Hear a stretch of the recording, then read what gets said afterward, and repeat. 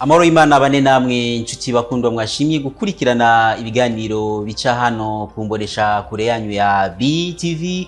Numwanya mwiza kugira tubashikirize amakuru mu Kirundi, amakuru duhera ku ngingo nkuru ziyagize. Umukuru w'igihugu cy'u Burundi Evariste Ndayishimiye arababazwa n'abaganga baja kwiga mu mahanga bakaca bagumayo, akabasaba yuko bogaruka mu Burundi kugira ngo ubumenyi bashoboye kukura hariya mu makungu bashobore kubusangiza abene Burundi. Ivyo akaba yabishikirije hariya mu ntara ya Muyinga mugihe ariko aratanguza ibitaro vya komine Butihinda. Ni muri rwa rugendo bitiriye karavane inkebuzo ariko ararangura hirya no hino mu gihugu hagati. Muraza kubikurikirana murano makuru. Nayo umugambi zero déchet warangiye muri zone Musaga muri komine Muha mu gisagara ca Bujumbura. Ibikorwa biracabandanya vy'isuku ariko ivyo bikorwa bikaba bifise intambamyi zitari nke. Muraza kubikurikirana navyo nyene murano makuru ndetse n'ayandi makuru atandukanye twabateguriye ni mukanya mwido nido.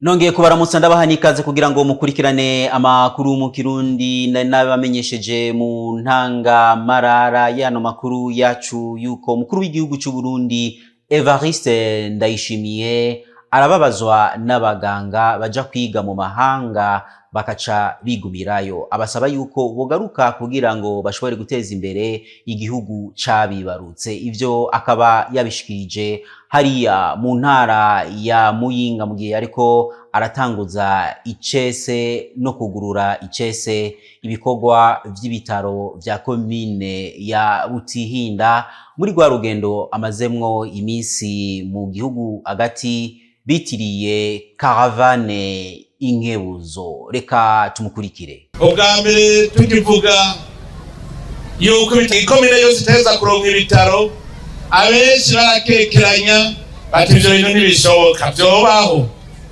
None Imana yaradufashije kandi ndabwire hage ijambo rirarema. Ijambo rirarema. Hariho ibintu twari twiyemeje turavuga tuti ikomine yose ironka ibitaro, turavuga tuti umuntu wose uronka icyo ufungura, umufuko uronka amafaranga. None ndabaravye mwese ngaha ndaje ingene musa ndabona ivyiza, musa neza, mwambaye neza, mumerewe neza, ndabona ko mwese mwafunguye. Abantu igihugu cigishije kuva mu wa mbere gushika muri kaminuza kikabagira abaganga.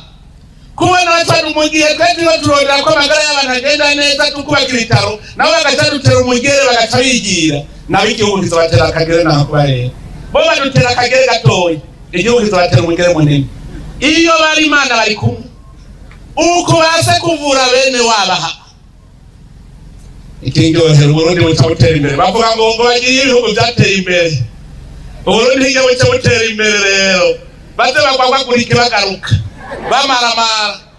No bahanura abaganga bose ariko baragenda n'abamaze gushikayo nibagaruke tutangurana ikivi kuko nibaza twagitokeje ntibagire ngo bizokoroha kuko turiko turabagaya kubona igihugu kikwigisha cyagutangira amahera gihejeje batuvuga ngo ngiye guteza imbere abateye imbere batigeze bari hano urufaranga na rumwe biramaramara.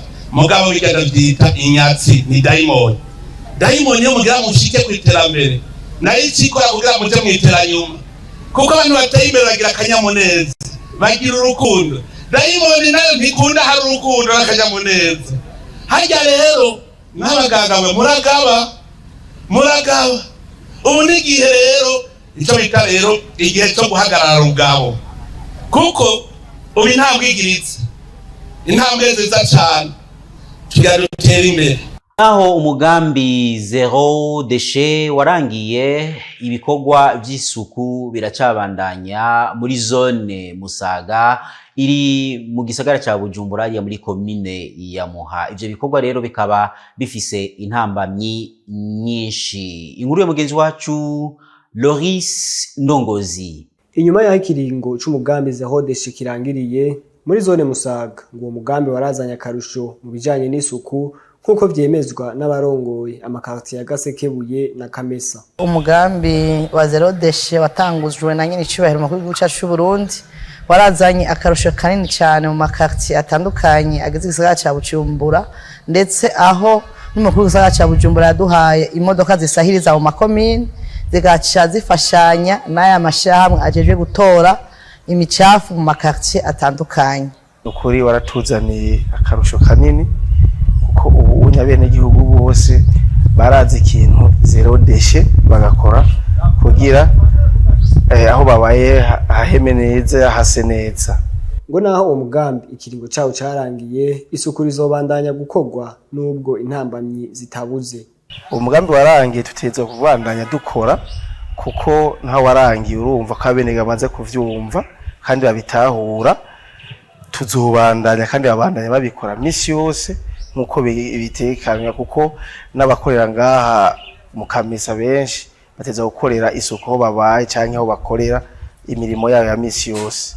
Ntambamye ntizibuze, hari gihe bifata indwi canke zibiri iyo twagize isuku tukabishira mu mifuko, kubera iyo hagize imisi hataboneka mazutu izo modoka zitora ibitoro zigaheza zigateba, ariko naho cyatuma duhimiriza bene gihugu ko bovyegeraniriza hamwe izo modoka zije zikaca ziheza zikabitora. Twibutse ko umugambi zero deshe wari wuguruye icese ku wa 19 Ntwarante umwaka wa 2024 n'umutambukanyi w'umukuru w'igihugu Angeline Ndayishimiye, ukaba wari ufise ikiringo c'imisi ijana.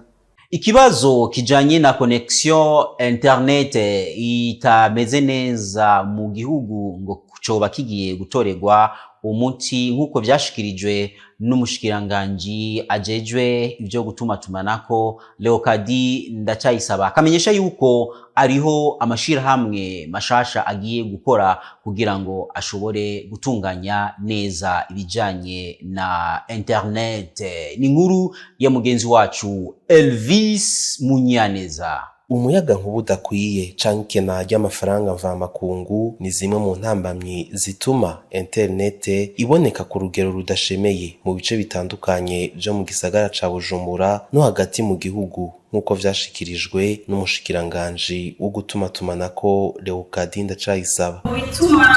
Bituma bikuru internet muri minsi idashemeye harimo ko internet irangurwa hanze mu mahanga kandi tukayirangura mu mafaranga mvamakungu, tuca twongera ko amafaranga ya transport yabyo kugira ngo bize gushikire ngaha iwacu mu Burundi. Ikindi naco birashobora gutuma n'ubwikena y'umuyaga nkuba, wazi neza ko ahantu atamuyaga nkuba internet iguma icikagurika. Umushikiranganji wo gutumatumanako arahumuriza ko umuzo w'amashirahamwe atanga internet agiye gutangura gukora ari nyishu kuri ico kibazo c'ikena rya internet. Ishirahamwe Starlink riherutse kwemererwa ku lisansi gukorera mu Burundi, bizotanga internet biciye mu muhora wa satellite. Iryo naryo riko ritegura kuza gukorera mu Burundi kugira ngo bishinge ibisi maze tuzoheze turonke internet imeze neza. Akandi kigoro n'ishirahamwe Sicom, aho ishirahamwe Sicom ivyigwa n'ibiganiro bigeze kure cyane vuba, iryo shirahamwe rigiye kutuzanira internet izimbutse cyane kuko bazokura internet irahari ijyana basanzwe rero atari abakomisiyoneri bo bazoyituzanira direct bayidushikanire kuri frontiere dukana ububibe na Tanzania, maze bayidushikanire twebwe tuje kwishanja kuyishikana mu gihugu biciye mu BBS, maze ishikane mu Ronatel hama Ronatel nayo idandaza. Tubizeye rero yuko ubu ico kibazo kigiye gutora umuti vuba cyane muzobona internet imeze neza. Mwomenya ko ibiciro vya internet bidahengeshanya kuduga nayo umuvuduko wa connection ukaguma uri hasi. Amakuru y'inkino cyashikirizwa na mugenzi wacu Jules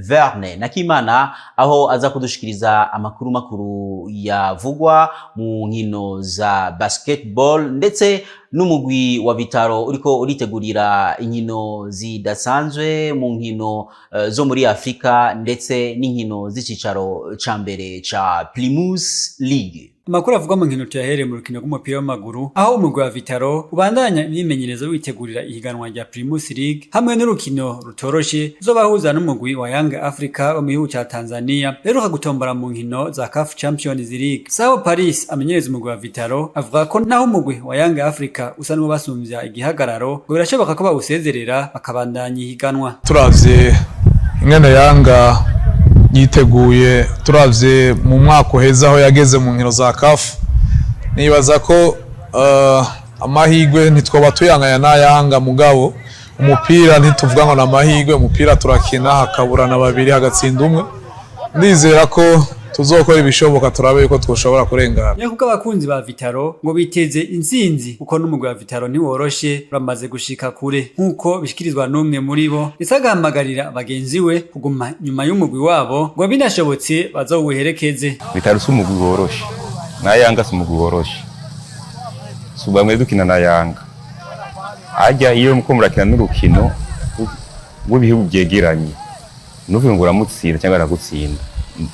Ekipe jenda yizeye ndize kutosha kuronga intsinzi kubera Vitaro ni ekipe kuva na kera imenyereye amahiganwa. Ico nobwira abafana bashira ubwoba, bare gusubira amaboko inyuma, bayemere bazi ko ari ekipe ikomeye, dushire hamwe dutange ingufu muri ekipe tuje kuraba umugwi wacu bishobose muri Tanzania afise uburyo tuje kwasista yo match dutera intege ekipe yacu ya Vitaro. Tubandanirize mu nkino z'amaboko za basketball aho mu mpera zino ndwi higanwa rya VBL rizoba ririko rirabandanya kuri wa gatandatu. Umugwi wa Dinamo uzokina na Kerne isaha 3, New Star uhure na Remesha igihe cy'isaha 5, umugwi wa Rezipo ukina na Jimukana igihe cy'isaha 7 n'igihe cy'isaha 9, umugwi w'Urunani bakire Tigers. No ku munsi w'Imana inkino zizobandanya, umugwi wa New Star uzokina n'umugwi wa Rezipo igihe cy'isaha 3, umugwi wa Jimukana uhure na Dinamo igihe cy'isaha 5, umugwi wa Remesha uhure na Tigers igihe cy'isaha 7, nayo umukino gwa nyuma gusaha 9 umugwi wa Kerne uzokwakira umugwi w'Urunani. Inkuru ya nyuma yano makuru tuyishikirizwa na Ani Lorine Kakunze aho aza kudushikiriza ibiriko biravugwa hirya no hino mu makungu.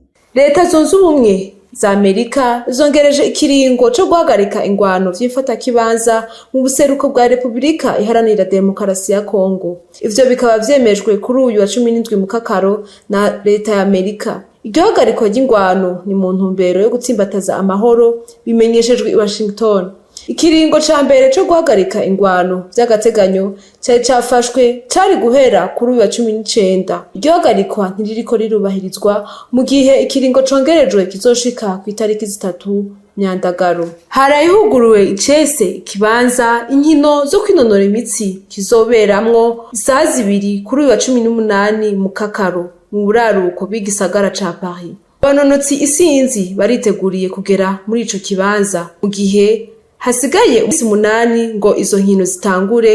Kuba ariko barategura izo nkino n'abanonotsi bamaze kuhashika ni ikintu gikomeye kubw'izo nkino zigiye gutangura. Kuva indwi itanguye abarongoye yindi migwi baramaze kugera muri ico kibanza mu ntumbero yo kwakira abakinyi babo.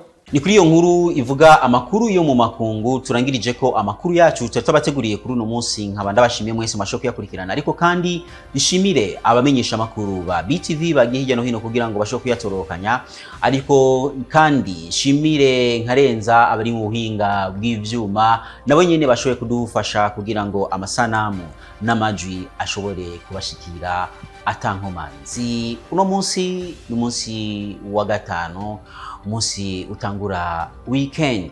Rero kubafise ico basangira n'uwundi bagisangire atankomanzi, ubuzima urukundo bibandanye naho ubutaha.